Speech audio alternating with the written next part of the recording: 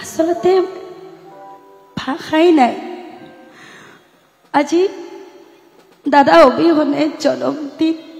পালন কৰিবলৈ ওলাইছো মই দাদাক লগ পাইছিলো 2005ত মই যেতিয়া ক্লাছ 3ত পঢ়ি আছিলো বশিষ্ঠ ব্লাইণ্ড স্কুলত মই তেতিয়া সৰু আছিলো দাদা আমাৰ স্কুলত গৈছিলে এটা মানে প্ৰগ্ৰামৰ কাৰণে দাদাক মতা হৈছিলে তেতিয়া মানে প্ৰথম মই দাদাক চিনি পাইছো আৰু লগো পাইছো দাদাই মোক খুব মৰম কৰিছিলে তেতিয়া দাদাই কৈছিলে তই মোৰ নম্বৰটো ৰাখি থবি মোক কল কৰিবি তেতিয়া মই কৈছিলো দাদা আমাৰ মোবাইলে নাই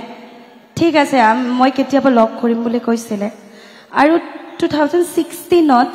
দাদাই মুম্বাইৰ পৰা কল কৰিছিলে মোক যে চুকলু মুকলু মই গৈ আছো অহা সপ্তাহমানত তোৰ লগত এটা গান কৰিম এনেকে কৈছে মোৰ এনেকুৱা ফূৰ্তি লাগিছিলে যে জুবিন দাই মোক কল কৰিছে আৰু মোৰ নিচিনা ছোৱালী এজনীক তেতিয়া মানে কি হয় মই আহিলো খাৰগুলি ষ্টুডিঅ'লৈ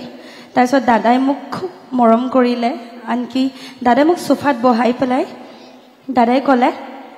তো চশমাটো খুলি দে মই কৈছো দাদা মোৰ লাজ লাগে কাৰণ মোৰ চকুটো মানে হোৱাইট তেতিয়া দাদাই কৈছে তই খুলি দে বুলি কৈছো খুলি দে তাৰপিছত দাদাই মানে টান মাৰি পেলাই মোৰ চশমাযোৰ খুলি দিলে আৰু মোক সোফাত বহাই লৈ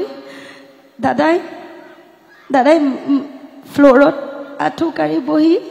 মোৰ আঁঠু দুখনত হাত থৈ মোক থৰ লাগি আধা ঘণ্টামান চাই এনেকে কান্দিছে দাদাই ক'লে